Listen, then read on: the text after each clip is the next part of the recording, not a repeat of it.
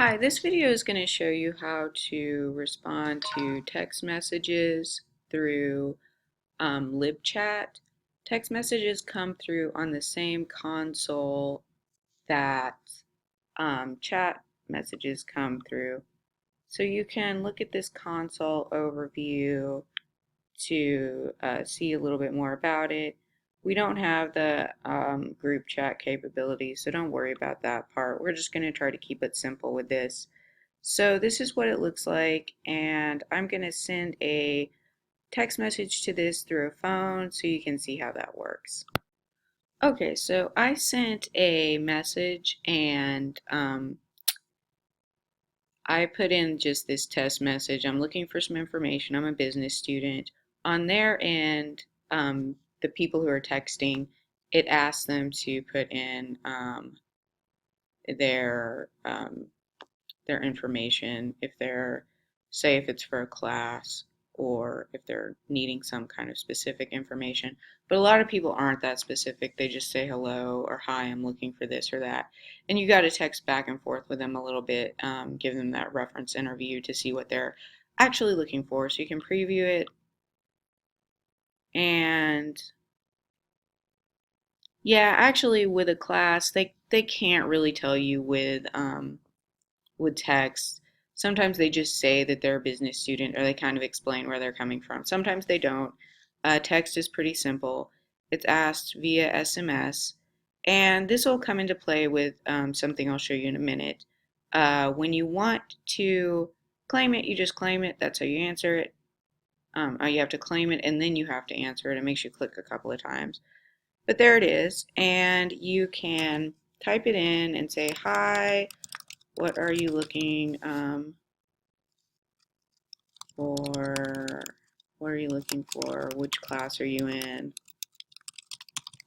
Or whatever. And if it's just someone saying, hi, I need some help, or something that's not that specific, you can just say, hi, how can I help you?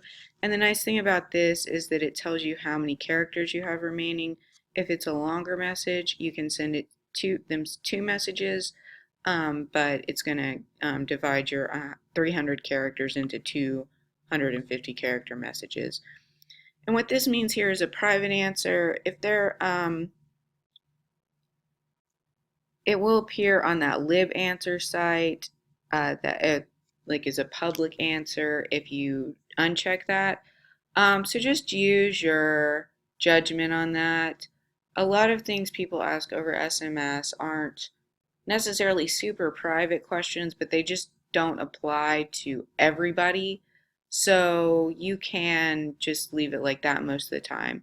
And then there's all this stuff. And when you're practicing on your own, please don't record these. I'm not going to record it for this one just because I don't want our practice answers and questions to clog up the actual statistics from real questions, so to speak. Hopefully that makes sense. You know what I mean. Just don't record our practice answers. But this is a little bit weird because it asked who answered it, or reference, who asked it, and then it's almost impossible to tell with um, SMS a lot of times. So 9 times out of 10, I put unknown. If they say they're a business student, that means they're a Graduate School of Management graduate student. So I put that. Sometimes they say they're an undergraduate. It's fine to put unknown unless it's really obvious. That means business grad student. This means undergraduate student. This means any graduate student who isn't a business student. We have graduate students who are liberal arts students, theology students, and or School of Ministry students is what they're called. And then we've got business graduate students. And then these are pretty self-explanatory. But that gets a little complicated, especially you guys don't actually work here. And usually it's hard for me to know even if I do work here. And then this is just dividing it up a little bit more. You can put reference. And it's kind of up to you guys whether you want to spend the time doing this. This one's always SMS. And then how long it took you. And then how hard it was. And I'm thinking about this, and this is the read scale. This is interesting. We don't use it at this point in time, so you can just leave that at no value. But my main takeaway here is if you don't want to worry about this, if this is your first time answering a text message question, then just answer the question as best you can. And you go back and forth with the person a little bit. Sometimes you have to text back and forth several times to get at what they're really looking for. And they only ask this to record this stuff right after the first thing.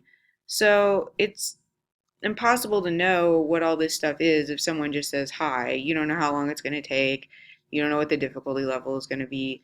So it's not the end of the world if you guys don't record this. This is something I'm going to look into making better because it seems sort of weird, especially now that I'm training you guys to do it as new people. So you can record those if you want to, if they ask a really detailed question at first.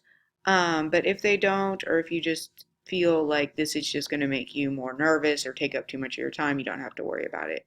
One thing to remember with text message questions is people can leave your chat page and disappear, but they are going to probably have their phones on them. So if you take a few minutes with the text message, then it's not going to be the end of the world. They're going to still see it. They're going to still have their phone on them. So you can, I'm sorry, I do not know how to get rid of those. If anyone knows how to get rid of these um, Facebook notifications on a Mac, I will give you brownie points because I've tried several different things. I got to keep looking at that. So sorry about that. Yeah, and so that's basically that. You can usually leave this one checked, leave this one unchecked, but you do have a few minutes to decide and kind of use your disclosure, or use your best judgment. And let's see. And then once you're done with all that, you can send SMS, and it's been sent. And then you can go back to your chat. The other thing I don't like about LibAnswers and LibChat is they keep opening these tabs. So they open this tab for you, and then if you enter standby notes alert, um, they can send like little pop-ups like that Facebook pop-up that just came up for me, so that it'll be a little more obvious if someone messages you back. Um, yeah, so you can do that, and that's a nice thing to do. And we answered that, so you can get rid of it, and it'll be recorded in statistics, so it'll be there. But if they message you back, which people oftentimes do, they'll message you back like saying like, "Oh, it's for this class, and I can't find this thing or whatever," and you text back and forth several times and it keeps coming back up as a new message. So that's kind of clunky about LibChat. They're going to do a new version of LibGuides and all of their related products like LibAnswers and LibChat and all that over this summer. So we'll see what that brings, and hopefully there'll be some good changes. But it works pretty well as it is. It just opens up more tabs than you need and isn't always totally um,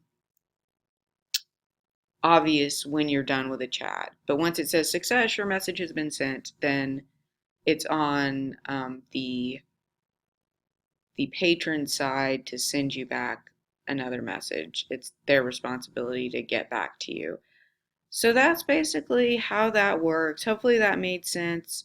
I'm going to put this, as I said, both in the chat module and in the text message module, and you can compare it to the free Google chat, or sorry, Google Voice slash Gmail text messaging system I set up. And in some ways, I like that better. Even though this has more bells and whistles, it can just get a tiny bit confusing sometimes. But they're both pretty easy to use. If you're signed on to LibChat, you are signed on to the SMS operator as well, which doesn't have an official name, just SMS. Text messages come through here as well. So if there's any confusion, please ask me, post in the discussion, and play around with this. Send yourself as many text messages back and forth as you want. Just don't record any of those analytics on them. You can look at those, but just don't record them. Okay, thanks.